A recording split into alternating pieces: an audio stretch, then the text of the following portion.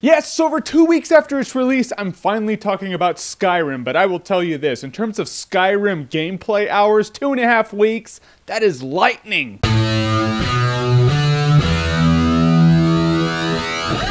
The Elder Scrolls V Skyrim. Or so I wasn't able to talk about Skyrim when I was covering PAX because the line was just absurdly huge. So you guys have been waiting for me to talk about Skyrim for quite some time, and now we get to. So Skyrim takes place a couple hundred years after Oblivion, and now in Skyrim, the dragons have awoken, and now you're, special. I don't want to tell you how you're special, but you are kind of special, and you need to take out the dragons. Now, is Skyrim great? To cut to the chase, yeah. Now I'm going to compare this game to Oblivion because Oblivion was the last Elder Scrolls game and it's kind of like Oblivion, but there are a lot of things that they improved on for Skyrim. First of all, the character creation. Now when I'm creating a character, I really don't usually give a shit about what he looks like. That's whatever. I'm usually not going to see him. I'm probably going to play in first person anyway, or his face is going to be behind a helmet. I'm never going to see my guy. I forgot my guy was a dark elf for like 20 hours. 20 hours of gameplay. That's like, 20 hours in real life. But usually in a game like this, you'll have to select a preset. It's like, all right, is your guy a mage? Is he a warrior? Is he a battle mage? So he's kind of good at magic and kind of good at fighting, but never really good at either. In Skyrim, it's not like that. You just have your guy, and whatever you want your guy to be like, if you want him to be good at magic, you use magic and he'll level up magic. Lockpicking and sneaking, you want to be a thief, just level up that, he'll be that. Which I really liked, and I was like, all right, for Skyrim, I'm going to commit, I'm just going to be a mage. Because if you're like me, you always want to be a mage, but then you find out, yeah, magic is a really quick way to die. Because you really don't have any armor, and no magic is as powerful as taking a two-handed sword and cracking someone over the face with it. In Skyrim, it is not like that. In Skyrim, dude, you just burn guys to the ground with your fire magic. And when you start getting into the top tier magic, yeah. Powerful fireballs in this game feel and taste how powerful fireballs should feel in every game. When a guy comes up into your face and you just shoot that dual-handed fireball, you might as well take a nuke, put it in the guy's mouth, and just be like,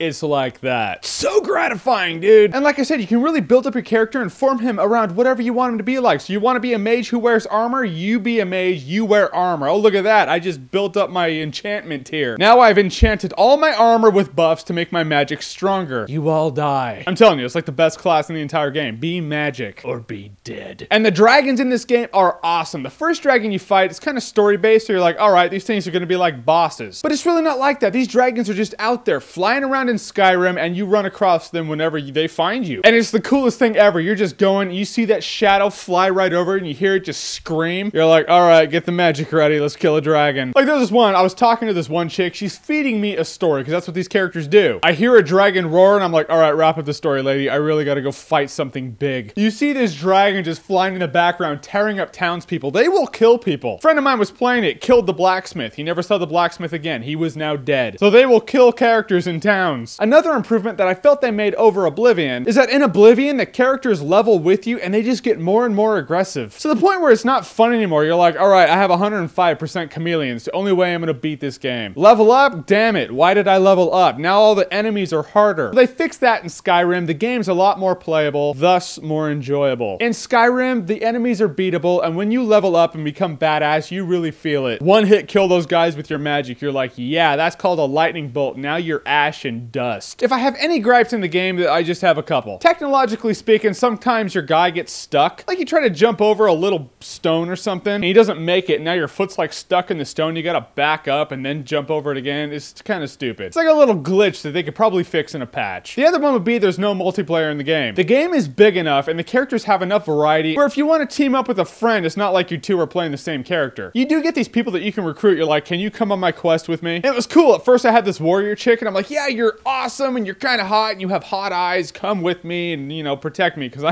I'm a mage with weak magic at the time. Now I could kick her ass, but at the time, she was an awesome tank. And I was pretty sure she couldn't die, because whenever her life got really low, she just kneeled to the ground and be like, all right, I submit, So I was like, oh, okay, they can't die. Yeah, they can die, so beware of that. Is this game enormous? Yeah. It's huge. At a point when I was about 40 hours into the game and I explored about 1/4 of the map, I was like, yeah, this game's pretty enormous. And there are enough quests in this game to give it variety, and you're not going to play through the game the same way twice. For me, I like being thematic, so if I'm, like a mage and I'm a good guy, I'm not going to go do that one mission where you have to beat guys with a mace into submission for Molag Bal. Yeah, Daedric gods are dicks. I don't really serve them. It's not my character. However, when I do my playthroughs an evil vampire, yeah, it's on. Evil shit! This is the fantasy game of fantasy games, the first-person RPG of first-person RPGs. In terms of length for Skyrim, here it is. I'm not saying Arkham City is not a great game. It is a great game. You already knew that because I already reviewed the game. But in terms of just length, the length of Skyrim makes Arkham City look about as long as Portal 1. Not lying. It's like that. Will you drop over 100 hours into this game? Yeah, you will. It's just an inevitable fact. Is it as long as 500 hours? I'm sure if you're one of those people who just sniffs every square inch of the game and does everything, it probably will be. But if you're just going through your storyline, doing the quests that have to do with you, over 100 hours, easy. Which is awesome. You totally get your money's worth. Some people would see that as a negative. They look at the game, they're like, it just sounds too big and daunting. I don't know if I can take that on. If you're ever put on an island and a magic genie's like, all right, what do you want to entertain you for the rest of your life? Just be like, a computer, a monitor, a power source, and Skyrim, please. That's all you will ever need. Skyrim is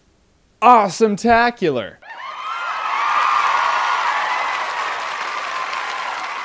So have you played Skyrim? What did you think of it? What did you think of it versus Oblivion? Comment below, let me know. And as always, if you like what you've seen here and you want to see more, click right here to see more.